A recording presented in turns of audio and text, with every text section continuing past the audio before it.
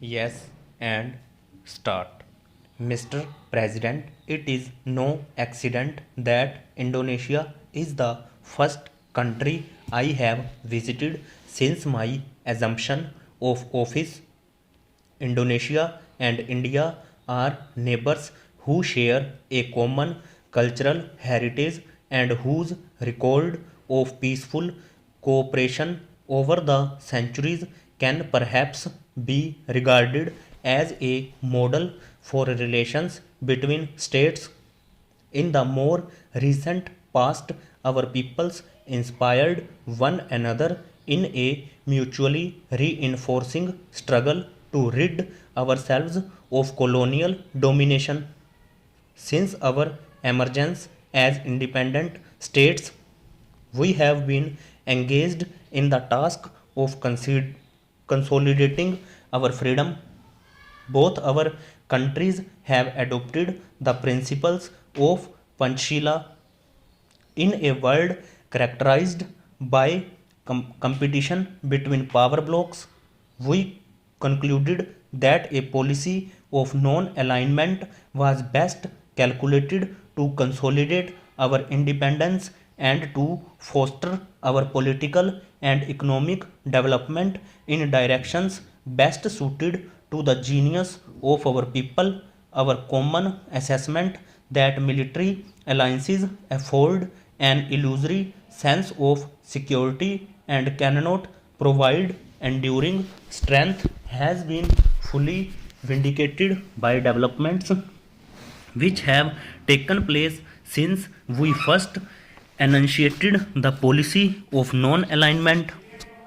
While referring to the period shortly after we became independent members of the Committee of Nations, I cannot but recall with pride and gratification the initiatives our countries took to pave the way for Afro Asian unity at the historic Bandung Conference.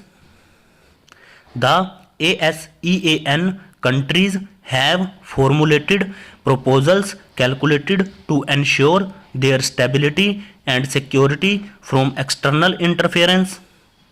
We fully share the concerns and aspirations of the Asian countries and have pledged our cooperation in the attainment of their objectives.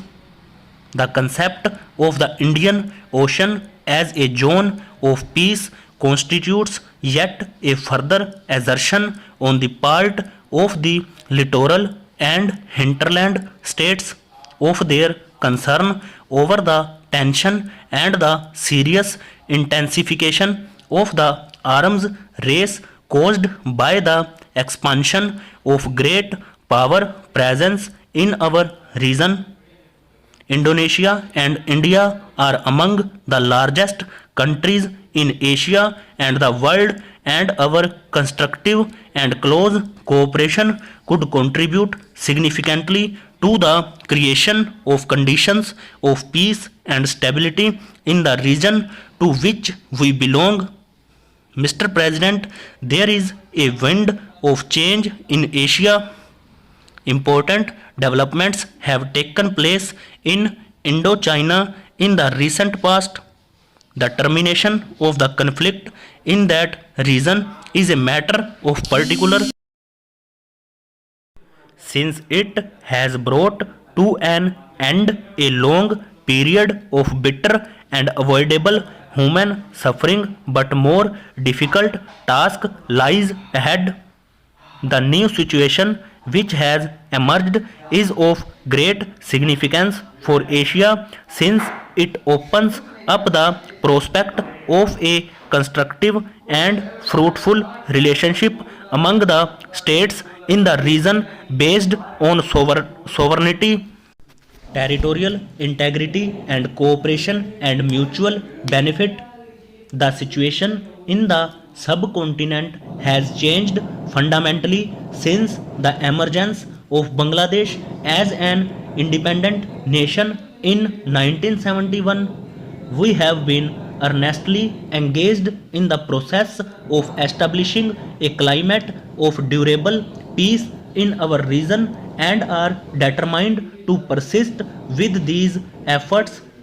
In West Asia, the situation will remain tense as long as forcible occupation of Arab territories is not vacated and the legitimate rights of the Palestinian people are not recognized. These various developments have tended to underscore the question of security and development in the Asian context. Mr. President, it is our belief that in the ultimate analysis, these can most effectively be assured through the establishment of stability and internal strength both in the national and regional contexts. Our thinking in this regard corresponds to the Indonesian concept of resilience. The fabric of peace and stability can be further strengthened through bilateral economic and cultural cooperation, which can gradually be extended to assume a multilateral character. History and political circumstances have prevented Asian nations from developing an Asian consciousness or a sense of regional unity and identity.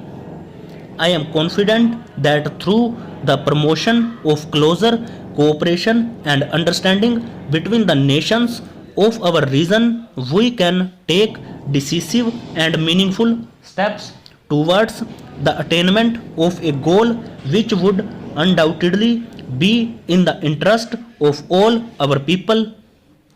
Mr. President, both our countries are engaged in the monumental task of improving the quality of life of our peoples. We realize that we must undertake the responsibilities of economic development and social justice with the same vigor which motivated our struggles for independence, since freedom can become secure and meaningful for our people only if it has social and economic content. The responsibility to make the less developed countries economically strong has to be accepted by the international community as a whole as an essential prerequisite for durable peace and security, and the developed and rich countries have an obligation to promote this process. It is equally necessary for the developing countries to assist one another by sharing their resources and skills and by establishing close links for mutually beneficial economic cooperation. Indonesia's reserves of natural resources are happily abundant, and I have been gratified to see what remarkable progress your government has made in the development of these resources. We in India have made our own efforts to develop our technology. Stop over.